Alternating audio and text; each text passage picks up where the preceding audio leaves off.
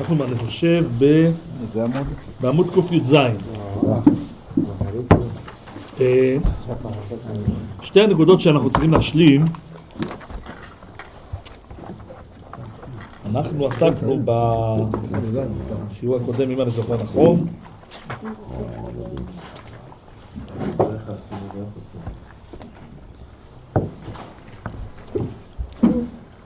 מה שעסקנו בשיעור הקודם היה על הדרך לגלות את החוכמה, לעלות אל החוכמה, דרך ריבוי מיצוי מחשבת בינה.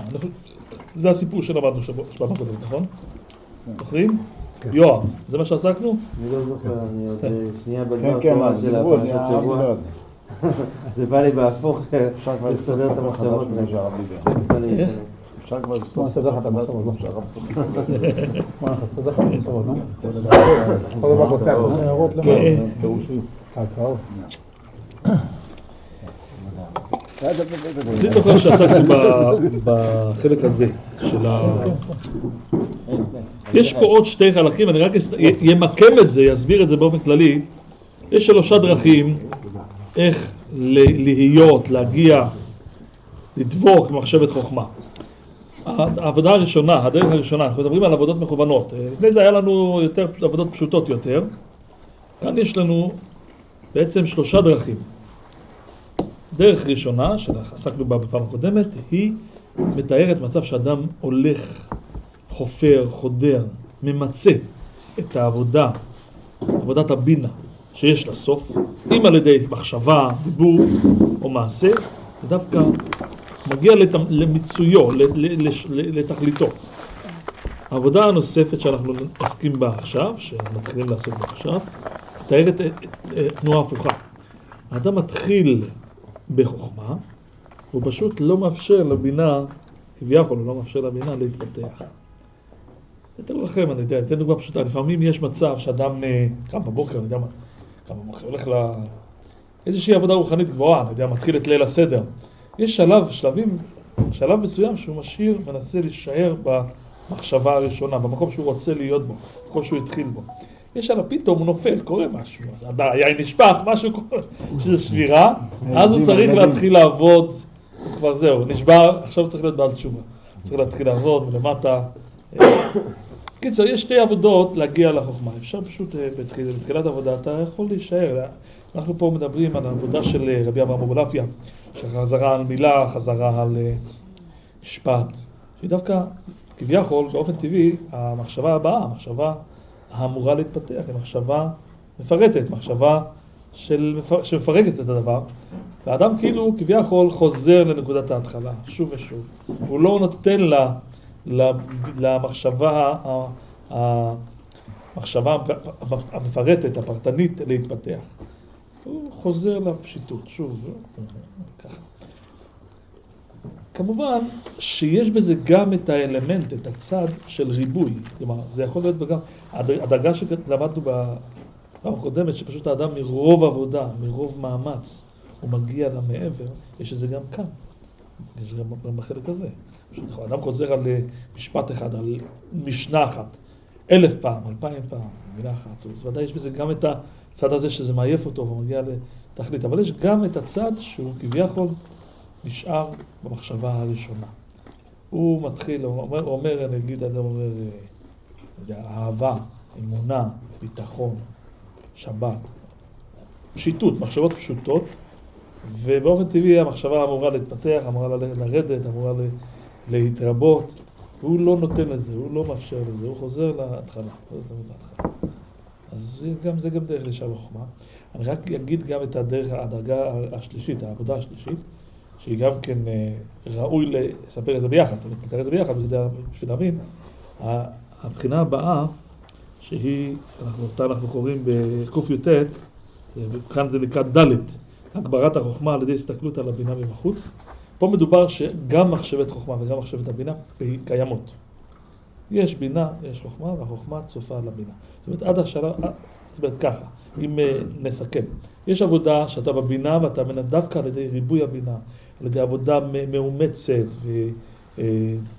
ומגיע לסוף הבינה ואתה זוכה להיקלל, להגיע למצב של נים ולא נים, כמו שזה נקרא בדברי מרחו, או כדברי קדושת לוי, שמתפלל בכוחות גדולים עד שהוא עייף מאוד, ואז שורה עליו רוח הנאצל, הגיע לקצה. זה צד, זה מבינה לחוכמה.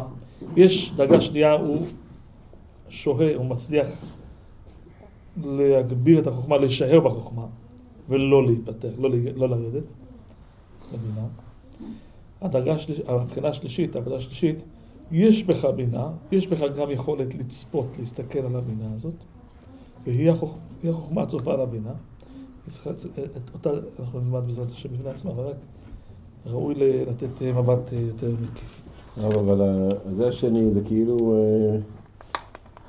קצת מזכיר לי כאילו הוא שמו אחד והוא אחד ושמו אחד, זה כאילו בלי מודעות, זאת אומרת, זה כאילו להיות בשלמות בלי לקבל את ה... מה אתה לא מבין אותה? תראה, אני שוב אגיד, אנחנו מדברים פה על דבר אחד ויחיד, עבודה מאוד ספציפית. איך להישאר במחשבה פשוטה. האם יש עניין לשם מחשבה פשוטה? אין עניין. התשובה היא אין עניין. מה צריך אפשר להגיד את זה? לא, ברור שאם צריך לרדת לבינה, צריך לרדת לבינה, זה לא צריכה למימה, זה דברים שדיברנו עשרות פעמים. אנחנו מדברים פה על נושא אחד. אם אדם יחליט, או אם הוא מבין כמה שהוא מבין, שהוא צריך כן להישאר, או לחזור, או להשתמש, או לשעות באיזשהו אופן במחשבה פשוטה, איך עושים את זה? לא אמרנו שצריכים שם תמיד להיות שם, לא אמרנו שאין טעם בבינה, שהבינה לא בונה את כלל כל הקומה, לא דובר על זה, למה חוזרים את השאלות הטיפשיות האלה? תסלח לי, תחילה מכולך. זה דברים פשוטים, ברור שאם אדם צריך לבנות עכשיו גשר, אז הוא יעשה... אבל למה שנעשה את זה אם אין... כי יש ערך גדול, כבר דיברנו והזכרנו מה החשיבות של הדבר הזה. מי שלא חושב שזה חשוב, אז לא יעשה. יש ערך עצום למקום של המחשבה הפשוטה. אני חושב שלא חשוב אם הוא היה פה ולא... מי שחושב שאין ערך למחשבות האלה, שאין כוח במחשבה שהיא מעל, זה מחשבה, מי שיודע מה זה, מישהו מתנסה, הוא יודע שזה מחשבה. יש כתוב בספרים למשל, אני אתן לכם דוגמה. בספרים כתוב, פרי הארץ, נדמה לי בצווה, שאי אפשר להיפטר ממחשבות זרות, אלא אם כן עולים במקום גבוה מאותן מחשבות. אי אפשר. אי אפשר. זאת אומרת, תמיד הם יבואו ותסתבך איתם. כל הדרך להתעלות, הדרך לפתור את הבעיה הזאת, היא לעלות למקום שפשוט לא קיים. זאת אומרת, מחשבה פשוטה, מחשבה שהיא מעל הבעיות האלה. אתה נשאר באותה, אני אגיד לך, אתן לך דוגמה, אדם מתפלל על כבוד וכסף. הוא מתפלל שפלוני ימות, אני לא יודע מה. כל המחשבות הזרות הן מהראשון בבית. למה שלא יבוא מחשבה שפלוני לא מכבד אותי מספיק? הרי על זה אתה מבקש על כבוד. לא יבוא מחשבה על כבוד, שאשתך לא מכבד, שמישהו פגע בך אתמול. המחשבות האלה הן המחשבות, הרי בהן אתה עוסק. זה שאתה מתפלל להשם, זה לא אומר, עדיין אתה עוסק בדברים האלה, זה מה שמעסיק אותך. המחשבות הזרות האלה אמורות להיות איתך. זה לא, אני לא מדבר אולי איך מעלים גם, לא על זה מדבר, מקום שבאמת בחוכמה התברירו, במחשבה התברירו, הכוונה בחוכמה, שאדם יכול לעלות למקום של שקט אמיתי. אבל אם אתה עולה ואחרי זאת, אחרי התפילה יורד. יש עבודה, בירידה, יש הכל מקום. מה? כנראה שאתה בן אדם. זה חייב כאילו, אז מה עשית? במקום לא הזה עשית של כלום. ברחת מכל ה... לא ברח. לא, עלית מכל הבלגן שלמעלה.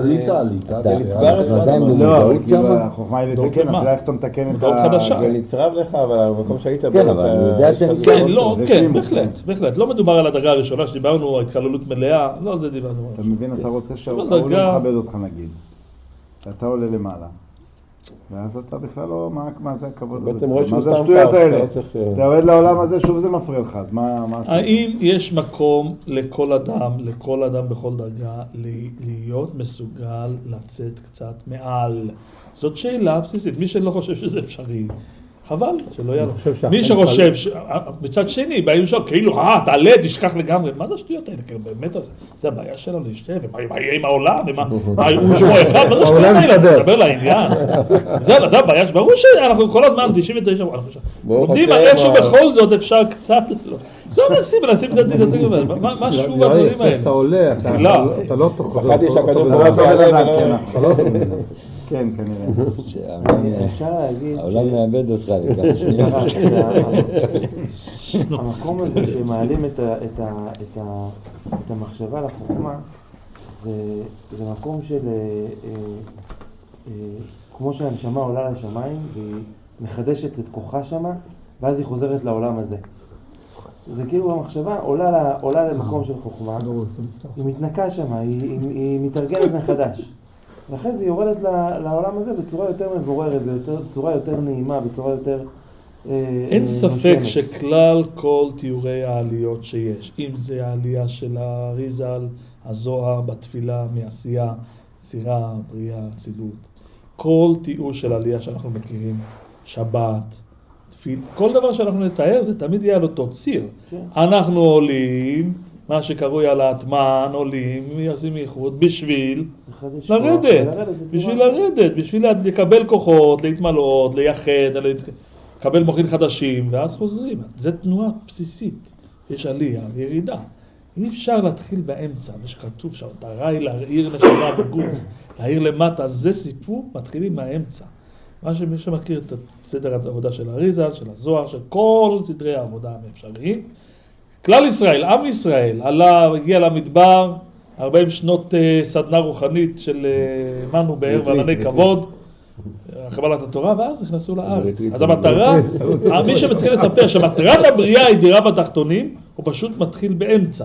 הוא מספר חצי סיפור, כי אי אפשר להעיר למטה אם לא מקבלים אור מלמעלה, אם לא עולים. אתה לא יכול להגיד לילד בגיל 13, בגיל 12, צריך להעיר בעולם, בוא תתחתן, תסתובב בעולם. אתה אומר לא, אתה שולח אותו לישיבה, אתה מנסה שלא יהיה לו עסק עם כל הדברים האלה, ואז יוכל להעיר למטה. ככה דבר בכל עניין, אדם כל בוקר קם, מתפלל, לומד, בשביל להעיר למטה, לרדת ולהעיר למטה. אז אי אפשר, זה קונספט מוכח, קונספט מוכרח, אין דרך אחרת.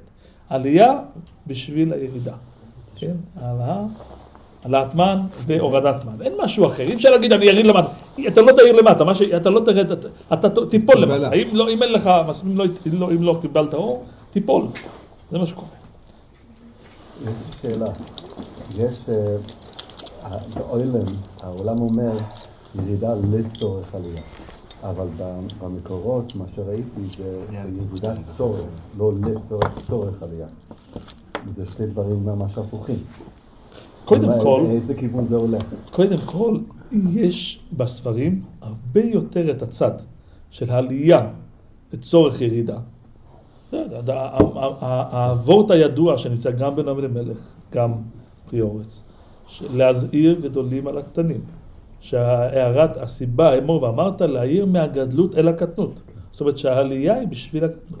אבל באמת, יש הזנה הדדית של הירידה את העלייה, והעלייה את הירידה. יש תנועה תמידית, כמו שאדם עולה ויורד, כמו הליכה. כלומר, איך זה עובד? אדם נמצא בירידה, הוא מתחיל, הוא משתוקק, הוא בונה כלים, הוא צריך להתגבר על קשיים, הוא נמצא למטה, הכלים נבנים בלמטה.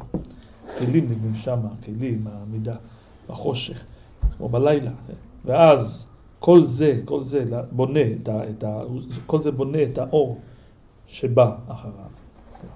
הלילה, בזכות שנת הלילה, קבל יום. ומהאור הזה, מהעלייה שקיבל, יש לו את הכוח, אחר כך הוא נופל, הוא יורד. יש לו את הכוח לשרוד, להצליח לעמוד באתגרים שלה. זאת אומרת, מאיזה כוח יש לאדם, מאיזה מקום יש כוח לאדם לעמוד בירידה? מהעלייה שקדמה לה. ומה קורה בירידה? הוא עכשיו מתגבר, והוא חווה איזה קושי, איזה דאגה, איזה צרה, והוא צריך לעמוד בביזיון הזה, בקושי הזה, ואז בכוח זה נוצר האור הבא. האור שיבוא מחר הוא בעצם תוצאה, הוא בעצם פרי עבודתו שבתוך הירידה. והעלייה הזאת, היא זו שעכשיו מכינה, מכוח זה, המחר הוא ייפול, יהיה לו כוח. אז יש תנועה תמידית, יש הזנה תמידית בין הירידה לעלייה, והעלייה לבין הירידה. אין דרך אחרת. וככה מיום ליום, ממצב למצב, האדם, כאילו, אינה דומה הירידה שתבוא לירידה שהייתה, וככה עלייה, דברים הולכים ונבנים. זאת אומרת, הוא היה, נגיד, אדם הוא כעסן גדול, יש לו, נגיד, בשביל הדוגמה, יש לו 80% כעס. עכשיו הוא צריך לעמוד במקום הזה, דורכים עליו, הוא צריך איזה, הוא רואה את אפסותו. אז, והוא, נגיד, אם הוא עומד בירידה, אם הוא בירידה בועט, לא זה מדברים על ירידה, על סדרי עבודה נורמליים. הוא איכשהו מצליח, באיזשהו אופן הוא מתפלל שם, הוא מקבל משהו. אז עכשיו הוא תיקן משהו, התיקון הזה, זה הפרי, זה העלייה שבא. ועכשיו הוא כבר, במקום 80%, עכשיו הוא 79 פסיק כמה אחוז. ועכשיו, זה הפרי שהוא אוכל, זה האור שהוא מקבל בעלייה. ומכוח זה יש לו כוח לרדת למקום חדש. וגם עוד כמה נקודות לזכך, עוד בחינה לתאר, לייחד. זה סדרי עבודה, אלו החיים שלנו. זה מה שיש לנו. הרב, העבודה של משה ואת החוכמה, אתה אומר, זה בדרך כלל הדברים הפשוטים, שזה צליל, מילה, או... כן, בגדול הרעיון הוא להישאר בפשיטות, לא לתת לדברים בדרך. למשל, אם מדובר למשל על מילה, אז הרעיון הוא לא לפרש אותה, או לא... אדם יכול לחזור על מילה אחת, וכל פעם לראות בטון אחר, ובטונציה אחרת, ובמשמעות אחרת. עכשיו, העניין הוא שאם אתה חוזר על מילה 100 פעם, 1000 פעם, אז אולי ב100 פעמים הראשונות יהיה לך חידוש. וכל עוד שיש לך חידוש, אתה עדיין אתה עדיין כל פעם, זה משהו חדש, זה כאילו כן יש בתנועה. במשמעות, זה נראה לך משהו... יש איזה שלב שהדבר פשוט הופך להיות רק משהו, רק החיות הפשוטה של התנועה הפשוטה. ואז מתחיל להיות השקט הזה של התנועה המינימלית ביותר הזאת, המחשבה האיטית, הקיום ותו לא. כמה שהדבר ממשיך, כמה שהאדם ממשיך וחוזר על זה, הוא מאבד מטבע הדברים בהתחלה, אדם מחפש חידושים בתוך הדבר הזה עצמו. הוא מחפש לראות את זה מכל מיני זוויות. אבל זהו, מיצית. אחרי 100 פעם מיצית כל האפשרויות. נשאר רק הדבר עצמו. שוב. שמשהו אדם רואה את הדבר בפשיטות הכי פשוטה שהוא יכול לראות אותה. הוא מתקרב למחשבה פשוטה, מחשבה איטית. בצליל שאתה לוקח של אות אחת, אתה ממשיך עם אותו ניקוד, זה לא לשנות את הניקוד שלו, זאת אומרת להמשיך עם אחד. שמע, או שעושים 3 ניקודות ביחד וחוזרים, צריך לתת את תנועה שחוזרת על זה. זה יכול להיות גם ציור. שמע, צריך להבין ככה, המצב האמיתי של חוכמה היא שמחשבה אחת קיימת באמת, ללא תנועה. התרגיל פה, העבודה פה, היא מכיוון שבאופן טבעי המחשבה מתפתחת, היא יורדת, אז אני חוזר. אם רץ לבך, שוב, אתה חוזר לנקודת ההתחלה. כאילו אני אומר שבת, אני אומר איזה משפט, באופן טבעי, אני חוזר לנקודת ההתחלה. אבל באמת, זה החלטים, זה להגיע למחשבה פשוטה. אם אדם נמצא באמת במחשבה פשוטה, הוא לא צריך את העבודה הזו. טוב, אני אסתפק היום בזה. קצת עייף אני. עייפות של בינה. עייפות של מה? של בינה.